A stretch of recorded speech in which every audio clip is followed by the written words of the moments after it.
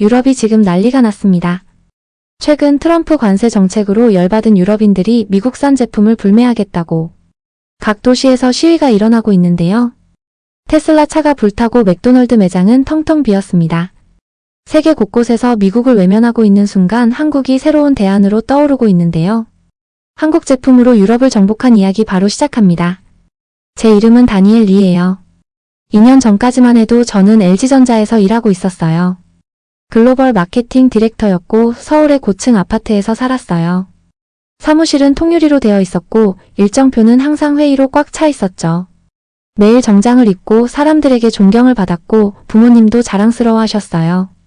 겉보기엔 모든 걸 다 가진 사람처럼 보였어요. 하지만 제 마음 한구석은 점점 지쳐가고 있었어요. 처음엔 그냥 넘겼어요. 누구나 이런 기분 느낄 수 있지라고 생각했죠. 그런데 그 감정은 사라지지 않았고 오히려 점점 더 커졌어요. 회의 중에 창 밖을 보면 뭔가 중요한 걸 놓치고 있는 기분이 들었어요. 정말 이게 내가 원하던 삶이었나? 라는 생각이 자꾸 들었어요. 어느 날 아침 상사에게서 메시지가 왔어요. 다니엘, 이번 3분기 전략 보고서 언제 준비돼? 그 메시지를 멍하니 바라보다가 저는 갑자기 자리에서 일어나 밖으로 나갔어요. 차가운 겨울 공기가 폐로 들어왔고 저는 하늘을 올려다보며 조용히 말했어요. 변화가 필요해. 몇 주 후 저는 정말로 회사를 그만뒀어요. 주변 사람들은 모두 저를 미쳤다고 했어요. 아버지는 내 미래를 그냥 버리는 거냐? 고 하셨고 상사는 지금 왜? 잘하고 있잖아. 라고 했고 절치는 파리? 진심이야? 라며 웃었어요. 하지만 제 마음은 이미 결심을 끝냈어요. 저는 무언가를 피해서 도망가는 게 아니었어요. 오히려 새로운 무언가를 향해 달려가고 있었어요. 아직 그게 정확히 뭔지는 몰랐지만 이상하게도 제 가슴 한켠에 자신감 같은 게 있었어요. 아주 작고 조용한 불꽃이지만 절대로 꺼지지 않는 그런 느낌이요. 그래서 저는 짐을 싸서 프랑스로 떠났어요. 파리에 도착한 첫날 밤 꽤 추웠어요. 기억나요? 그날 저는 렌트한 작은 방의 창문을 열었어요. 차가운 바람이 후하고 밀려 들어왔고 저는 이불을 두르고 창가에 그냥 서 있었어요. 도시의 소리를 가만히 들으면서요. 크지 않았어요. 멀리서 들리는 이야기 소리, 차 소리, 거리에서 누군가 바이올린을 켜는 소리 정도였죠. 그날 밤 저는 잠을 이루지 못했어요. 머릿속에 생각이 끊이지 않았어요. 이제 어떻게 하지? 저는 직장도 없었고 뚜렷한 계획도 없었어요. 가진 건 적은 저축과 아주 큰 꿈 하나뿐이었죠. 그런데 이상하게도 마음은 편했어요. 처음으로 진짜 나를 위한 첫걸음을 내딛었다는 느낌이 들었거든요. 다음날 저는 걷기 시작했어요. 어디로 가야 할지 몰랐지만 그냥 계속 걸었어요. 사람들을 지켜봤어요. 거리 시장에 들렀고 카페에 앉아 사람들의 대화를 들었어요. 그들이 뭘 먹는지, 뭘 사는지, 어떻게 이야기하는지 관찰했어요. 정말로 파리 사람들이 어떻게 사는지 알고 싶었어요. 그러던 어느 날 생제르맹 지구의 작은 카페에 앉아 있는데 제 뒤에서 두 청년이 이야기하고 있었어요. 난 이제 저 브랜드 안 사. 아무리 싸고 편해도 상관없어. 그들이 뭘 믿는지에 난동에 못해. 그 순간 제 안에서 뭔가 바뀌었어요. 그들은 단순한 제품 이야기를 하는 게 아니었어요. 가치에 대해 이야기하고 있었어요. 갑자기 그동안 막연하게 생각했던 퍼즐들이 하나로 맞춰졌어요. 저는 단지 뭔가를 팔고 싶었던 게 아니었어요. 나누고 싶었어요. 한국의 가치, 정직함, 배려, 지속 가능성. 그걸 들을 준비가 된 사람들에게 전달하는 공간을 만들고 싶었어요. 그날 밤 저는 제 노트에 이렇게 적었어요. 누보솔. 그건 아주 커다란 시작이었어요. 언제가 될지는 몰랐지만, 어떻게 될지는 몰랐지만 저는 준비돼 있었어요. 그 후로 매일 아침 저는 그냥 걷기 시작했어요. 지도가 있었던 것도 아니고 어디를 향해 간다는 계획이 있었던 것도 아니었어요. 그냥 마음 가는 대로 발길 닿는 대로 걸었어요. 하늘은 대부분 회색이었고 공기는 차가웠어요. 그런데 이상하게도 길모퉁이를 돌 때마다 빵 굽는 냄새나 비냄새 같은 게 느껴졌어요. 그게 저한텐 참 좋았어요. 코트 주머니 안에는 작은 노트랑 펜을 넣어 다녔어요. 아이디어를 찾으려고 걸었는데 사실은 무언가 신호 같은 걸 기다리고 있었던 것 같아요. 그리고 어느 날 그 신호가 진짜 나타났어요. 어느 오후 유명한 쇼핑거리를 걷고 있었어요. 평소라면 관광객들로 북적일 곳인데 그날은 분위기가 달랐어요. 사람들이 길을 따라 행진하고 있었고 손엔 팻말을 들고 있었어요. 누구는 조용히 걷고 있었고 누구는 소리를 질렀어요. 어떤 사람은 진지한 표정으로 눈앞을 뚫어지게 쳐다보기도 했죠. 저는 프랑스어를 완벽히 알아듣진 못했지만 팻말에 적힌 단어 하나는 확실히 알겠더라고요. 불매운동. 근처에 있던 아주머니 한 분께 조심스럽게 물어봤어요. 지금 무슨 일이에요?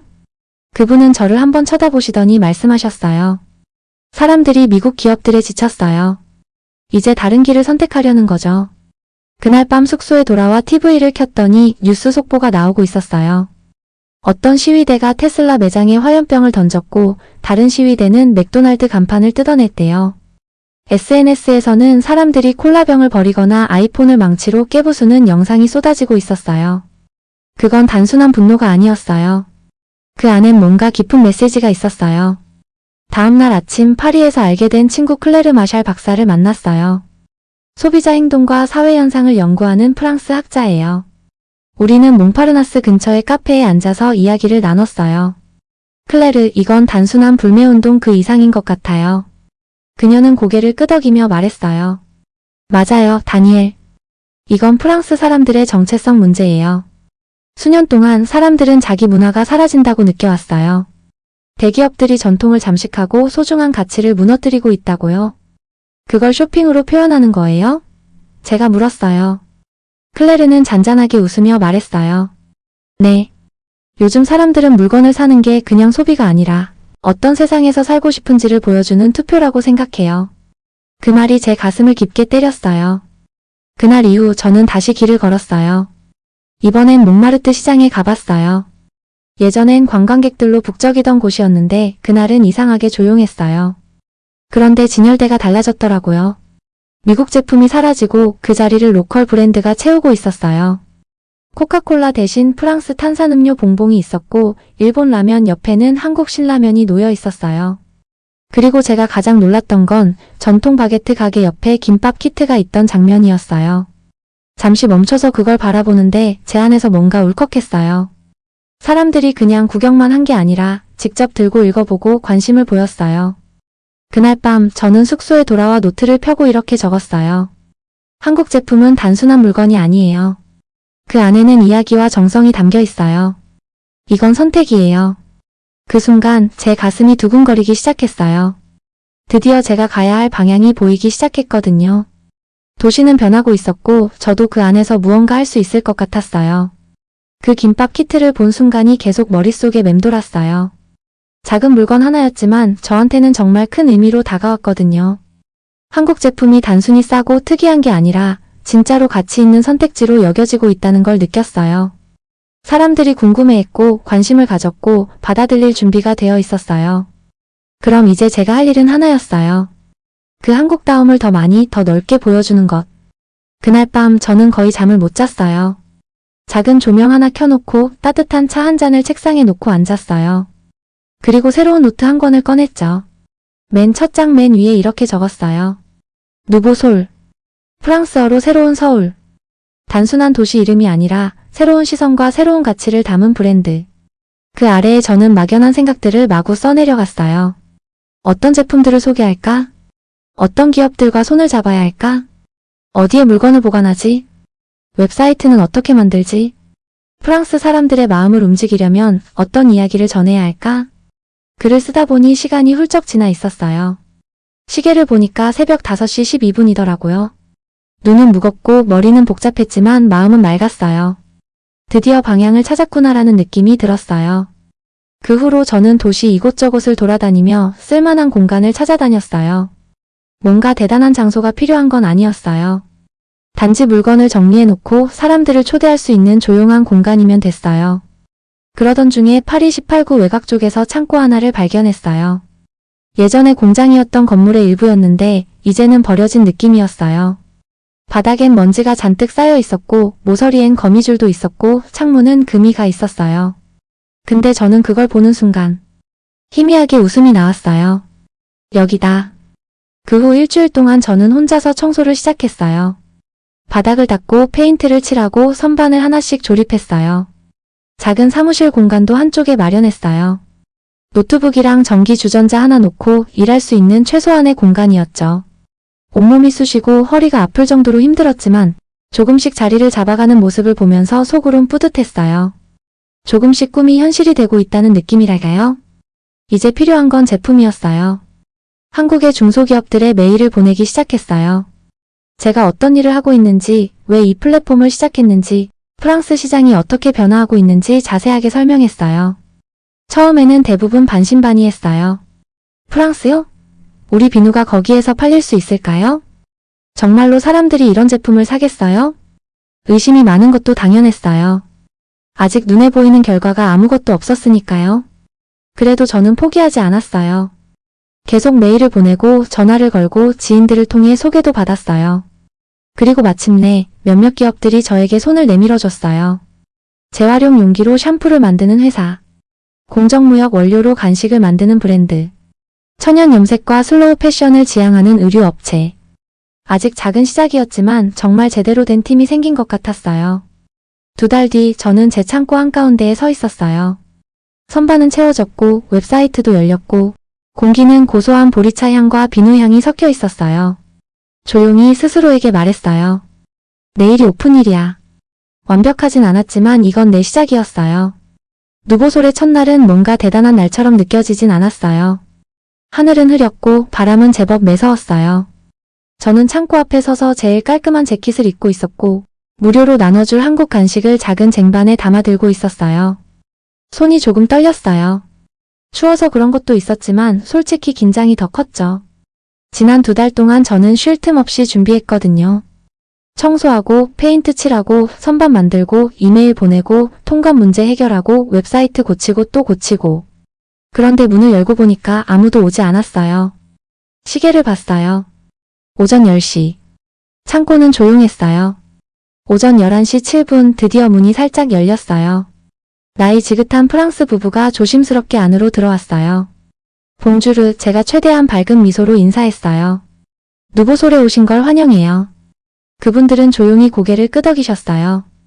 여자분은 수제 비누를 집어들었고 남자분은 구운 김봉지를 코에 대고 향을 맡아보셨어요. 잠시 둘이 조용히 대화하더니 아무것도 사지 않고 나가셨어요. 괜찮아, 첫날이잖아. 스스로 그렇게 위로했어요. 오후 12시 41분쯤 젊은 여성이 들어왔어요. 가게 안을 둘러보다가 디스플레이를 한 장 사진 찍고 나갔어요. 또 한 번 깊게 숨을 들이마셨죠. 1시 23분 첫 손님이 물건을 사셨어요. 대학생처럼 보이는 엘로디라는 여성이었어요. 한국 녹차 한 통과 대나무 칫솔 세트를 들고 와서 말했어요. 이거 뭔가 특별하네요. 감사합니다. 전 최대한 침착하게 대답했지만 속으론 너무 들떠 있었어요. 그녀는 14유로를 지불하고 갔어요. 첫 번째 매출. 그날 하루 동안 총 7명이 가게에 들어왔고 그중 3명이 물건을 샀어요. 총 매출 37유로. 누군가에겐 웃긴 숫자일 수도 있어요. 하지만 저한텐 그 어떤 돈보다 소중했어요. 문을 닫고 저는 구석 의자에 앉아 작은 현금 박스를 바라봤어요. 37유로. 많지 않지만 그 안에는 확신이 있었어요. 누군가는 제 이야기를 믿고 제 가치를 선택해준 거니까요. 다음날 손님은 12명이었어요. 프랑스 부부는 쌀 추출물이 들어간 샴푸 2병을 샀고 에코백을 들고 온 여성은 천연 핸드크림을 골랐어요.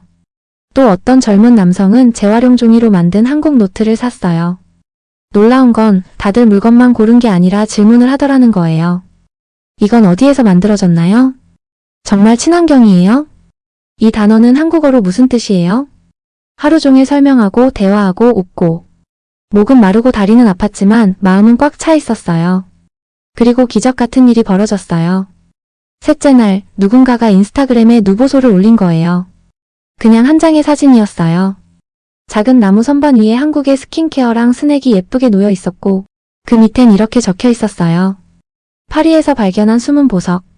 진심이 담긴 한국 제품들. 다음날 28명. 그 다음날 43명. 사람들은 찾아왔고 사진을 찍었고 태그를 했고 이야기하기 시작했어요. 그 주말 저는 문을 닫고 조용히 창고 안을 둘러봤어요.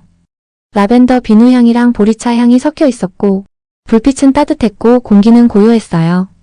몸은 너무 피곤했지만 저는 깨달았어요. 이 공간은 더 이상 단순한 가게가 아니었어요. 이건 시작이었어요. 누보솔이 문을 연 지 한 달쯤 지나니까 정말 현실 같다는 느낌이 들기 시작했어요. 매일 사람들이 찾아왔고, 어떤 분들은 관광객이었고, 어떤 분들은 파리 현지인이었고, 어떤 분들은 인스타그램에서 저희 사진을 보고 호기심에 들러주셨어요. 누군가는 그냥 구경만 하다가 나갔고, 누군가는 진짜로 제품을 사가면서 이런 가게 기다렸어요 하고 말해주셨어요. 그럴 때마다 저는 가슴이 콩콩 뛰었어요. 손님들과 이야기하는 게 정말 좋았어요. 정이 뭐냐고 물어보면 저는 한국의 따뜻한 정서, 마음을 나누는 문화를 설명해 드렸어요. 그리고 토요일마다 작은 워크숍도 열기 시작했어요. 김치 만들기 체험, 한글 써보기, 한국식 친환경 생활 습관 나누기 같은 주제로요. 처음엔 걱정도 많았는데 생각보다 많은 분들이 와주셨어요. 아이부터 어른까지요. 사람들이 진지하게 듣고 웃고 질문하고 그 모습에 저는 정말 큰 보람을 느꼈어요. 그때 처음 느꼈어요. 아, 나는 단지 일하는 게 아니구나. 나는 무언가 의미 있는 것을 만들고 있구나. 그러던 어느 날 아침이었어요. 창고 바닥을 쓸고 있는데 갑자기 문 두드리는 소리가 들렸어요. 띠링하는 전자벨이 아니라 진짜 똑똑하는 손등 두드리는 소리였어요. 문을 열어보니 작은 카메라와 마이크를 든 여성이 서 있었어요. 봉주르, 그녀가 인사를 건넸어요. 혹시 다니엘 리 씨 맞으시죠? 네, 맞아요. 제가 조금 놀라서 대답했어요. 저는 프랑스 공영방송 ART에서 나왔어요. 지금 소비자들의 변화에 관한 다큐멘터리를 촬영 중인데 누보솔 이야기를 듣고 꼭 소개하고 싶어서요. 인터뷰 가능하실까요? 순간 머릿속이 하얘졌어요. 다큐멘터리요? 저는 말문이 막혔어요. 하지만 그 순간 무작정 내라고 대답했어요. 이틀 뒤 그들이 다시 찾아왔어요. 카메라, 조명, 마이크, 스태프 3명. 저는 제일 깔끔한 스웨터를 입었고 머리는 거울 앞에서 몇 번이나 만졌고 프랑스어 문장 몇 개를 계속 연습했어요. 왜 이 가게를 시작하게 되셨나요? PD가 물었을 때 저는 잠깐 말을 잃었어요. 하지만 주변을 천천히 둘러보면서 제 안에 있던 말들이 하나씩 나왔어요. 손수 만든 나무 선반, 한글 라벨이 붙은 차, 제가 직접 고른 친환경 비누, 그리고 구석에 붙여놓은 서울 사진들. 그걸 보면서 저는 조용히 말했어요. 저는 단지 물건을 팔고 싶었던 게 아니에요. 사람들에게 한국을 보여주고 싶었어요. 단순한 유행이 아닌 가치 있는 선택으로요. 프랑스어가 완벽하진 않았지만 그 말들은 진심이었어요. 그리고 그 진심은 화면에 그대로 담겼어요.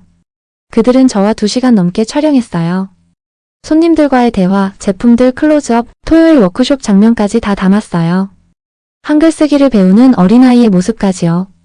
3주 뒤 그 다큐멘터리가 프랑스 전역 방송에 나왔어요. 총 15분. 황금시간대 오후 8시. 뉴스 다음에 바로요. 그날 밤 제 휴대폰은 쉴 틈 없이 울렸어요. 웹사이트는 서버 다운됐고 주문이 폭발적으로 들어왔고 다음날 아침 오픈 전부터 창고 앞에 줄이 생겼어요. 사람들이 핸드폰을 들고 쇼핑백을 들고 찾아왔어요. 어떤 분은 이렇게 물으셨어요. 그 쌀 샴푸 아직 있어요?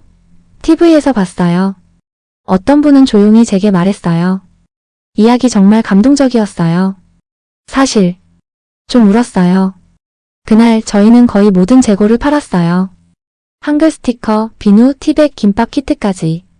밤새도록 저는 이메일에 답하고 공급업체에 연락하고 웹사이트를 다시 세팅하느라 정신이 없었어요. 너무 피곤했지만 무섭진 않았어요. 왜냐면 이제는 확실히 알았거든요. 이 가게는 단순한 가게가 아니에요. 이건 하나의 목소리예요.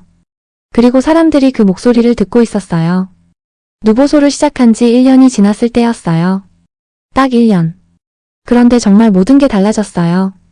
이젠 먼지 쌓인 작은 창고가 아니라 더 넓은 공간으로 옮겨서 직원도 10명이 넘었고 유럽 전역에서 손님들이 찾아오고 있었어요.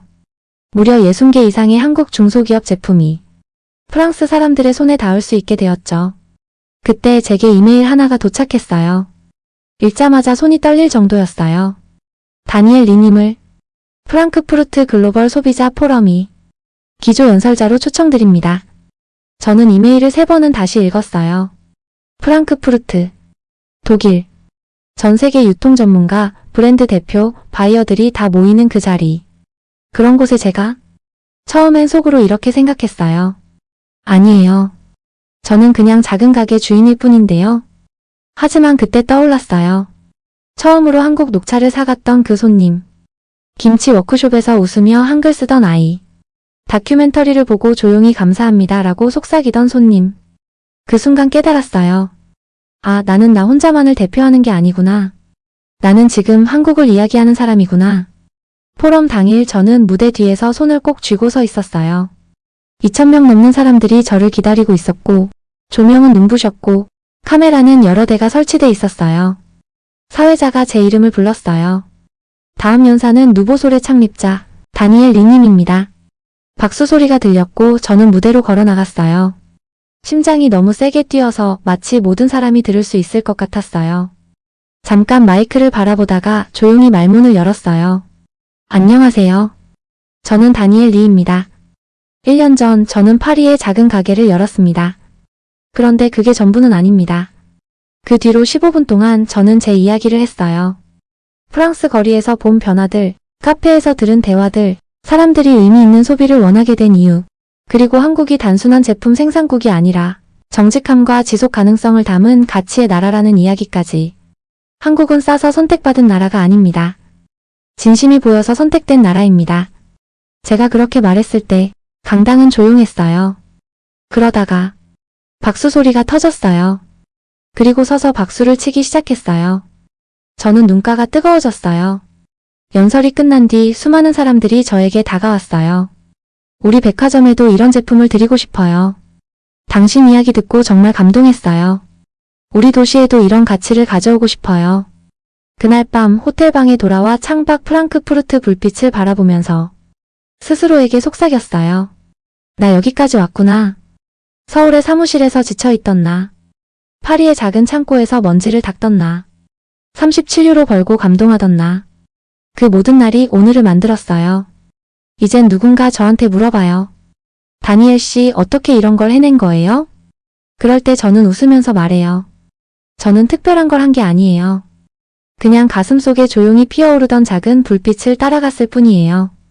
세상은 한 번에 바뀌지 않아요. 작고 조용한 선택들, 매일의 소비, 내가 왜 이걸 고르는지에 대한 고민. 그게 모이면 세상이 조금씩 달라져요.